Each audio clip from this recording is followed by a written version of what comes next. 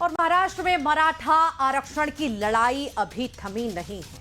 दरअसल आंदोलनकारी नेता मनोज जरांगे आज भी उनका धरना जारी रहा।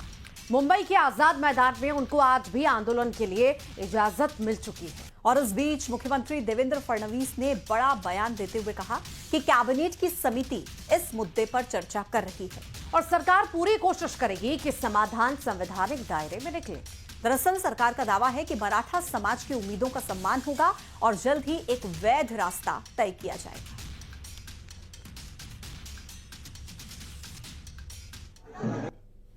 मध्ये सरकारने एक मोठी कमिटी केलेली आहे राधाकृष्ण विखे पाटलांच्या अध्यक्षतेखाली आणि त्यांनी त्यांच्याशी चर्चा करण्याच्या करता त्यांनी वेळ दिलेला आहे। ते चर्चा करतायत। प्रत्येकाला आंदोलन करण्याचा संविधानाने घटनेने बाबासाहेब आंबेडकरांच्या जे काही कायदा घटना आहेत त्यांनी अधिकार दिलेला आहे। त्या अधिकाराचा वापर सगळ्यांनाच करण्याचा अधिकार आहे। तो फक्त शांततेच्या मार्गाने व्हावा आणि खरं तर आंदोलनाची वेळ कुणावर त्या ठिकाणी येऊ नये। आंदोलन कर्त्यांचं जे काही म्हणणं आहे ते कसं आपल्याला त्याच्यातनं मार्ग काढता येईल याकरता आमचं। और इधर भिंड में कलेक्टर और विधायक के बीच जो नोकझोंक का मामला था वो अब पहुंच गया है मुख्यमंत्री तक। आईएएस एसोसिएशन ने सीएम डॉक्टर मोहन यादव से मुलाकात तक भिंड के बीजेपी विधायक के नरेंद्र कुशवाहा के खिलाफ कार्रवाई की मांग की है। ये मुलाकात की और कार्रवाई की मांग जो है उनके द्वारा की गई। दरअसल आईएएस एसोसिएशन ने इस मामले पर नाराजगी जाहिर की और कलेक्टर से दुर्व्यवहार की निंदा की। 3 दिन पहले विधायक और कलेक्टर के बीच दरअसल विवाद हुआ था और विधायक पर कलेक्टर से बदसलूकी के आरोप लगे और इसी मामले को लेकर विधायक को तलब किया गया था प्रदेश अध्यक्ष और प्रदेश प्रभारी की तरफ से। लेकिन अब ये मामला पहुंच चुका है मुख्यमंत्री तक और आईएएस एसोसिएशन की मुख्यमंत्री से इस मामले को लेकर मुलाकात हुई। बम के बीच प्रधानमंत्री नरेंद्र मोदी जापान और चीन के दौरे पर हैं और आज 2 दिन का जापान दौरा पूरा होने के बाद पीएम मोदी चीन पहुंच गए हैं। दरअसल पीएम मोदी 31 अगस्त से 1 सितंबर तक चीन के तियाजिन में होने वाले एससीओ शिखर सम्मेलन में हिस्सा लेंगे। पीएम मोदी की चीन के राष्ट्रपति शी जिनपिंग और रूस के राष्ट्रपति व्लादिमीर पुतिन से भी इस दौरान मुलाकात होगी। इसी के साथ आपको बताएं कि 7 साल के बाद ऐसा हो रहा है कि प्रधानमंत्री नरेंद्र मोदी चीन की यात्रा पर गए हैं। 2020 की गलवान घाटी झड़प के बाद पीएम मोदी की ये पहली चीन यात्रा है। और उसी की ये 2 तस्वीरें आज जब चीन पहुंचे प्रधानमंत्री नरेंद्र मोदी तो इस दौरान ग्रैंड वेलकम भी हुआ। ये 2 तस्वीरें आपके सामने, जापान से दोस्ती की नई उड़ान की तस्वीर और चीन पहुंचने पर रेड कार्पेट पर वेलकम पीएम मोदी का।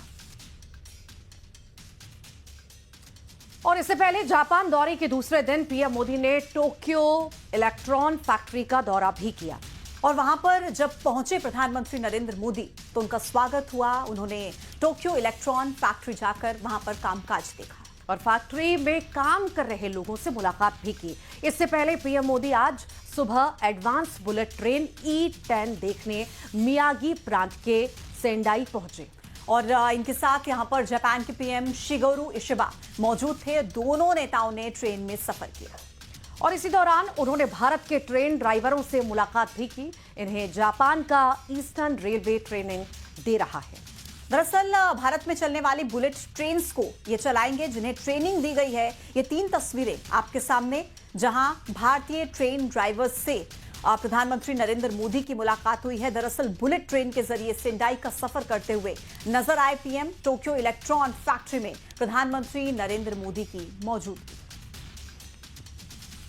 और कांग्रेस के मंच से प्रधानमंत्री नरेंद्र मोदी के अपमान का मामला अब बिहार में एक बड़ा सियासी रूप ले चुका है। बीजेपी ने इस मुद्दे पर कांग्रेस और आरजेडी को घेरते हुए पूरे घटना के जो है पोस्टर जो है पटना में लगाए हैं। दरअसल भारतीय जनता पार्टी प्रधानमंत्री के अपमान के खिलाफ पोस्टर अभियान चला रही है।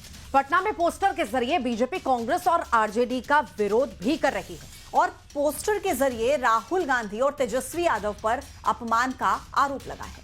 पोस्टर में महिलाओं के लिए किए गए कामों का जिक्र भी है। पोस्टर में लिखा गया है कि महिलाओं के लिए काम कर रहे एनडीए गठबंधन का कांग्रेस और तेजस्वी यादव अपमान कर रहे हैं। इधर दूसरी तरफ आरा में राहुल गांधी की यात्रा में मोदी जिंदाबाद के नारे लगे। इतना ही नहीं, यात्रा के दौरान राहुल गांधी को काले झंडे भी दिखाए गए, जिसके बाद राहुल ने गाड़ी रोकी और प्रदर्शनकारियों से बात की। कर दी इन लोगों ने। मिथिला जानकी मैया की धरती है और जानकी मैया के धरती को इन लोगों ने कलंकित करने का काम किया है। एक दूसरी माता जो आदरणीय नरेंद्र मोदी जी की स्वर्गीय माँ है, प्रधानमंत्री जी की, उनके बारे में जिस तरह घृणित शब्दों का इस्तेमाल किया गया, जिस तरह गालियाँ की बौछार की गई, अपशब्दों की बौछार की गई, पूरे मिथिला की धरती को इन लोगों ने कलंकित करने का काम किया है।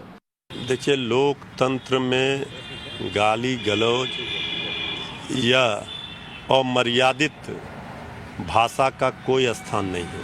कोई दल हो, किसी भी दल के नेता हो, कार्यकर्ता हो, भाषा की मर्यादा का ख्याल सबको रखना चाहिए और जिसने भी गाली गलौज की भाषा दी है उसके ऊपर कड़ी से कड़ी कार्रवाई हो, ये हमारा मानना है। सरकार इनकी है, पटना से लेकर दिल्ली तक कार्रवाई करने से किसी ने नहीं रोका है।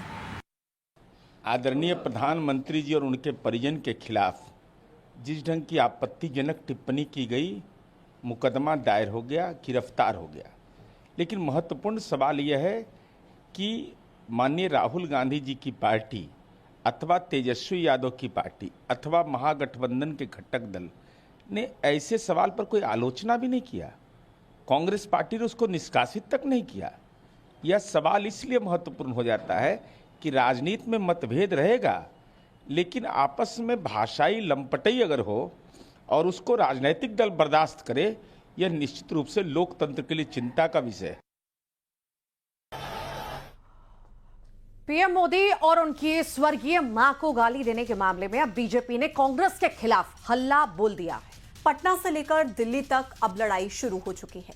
दिल्ली में कांग्रेस मुख्यालय के बाहर बीजेपी ने प्रदर्शन किया और इसी दौरान प्रदर्शनकारियों पर पुलिस ने वाटर कैनन का इस्तेमाल भी किया।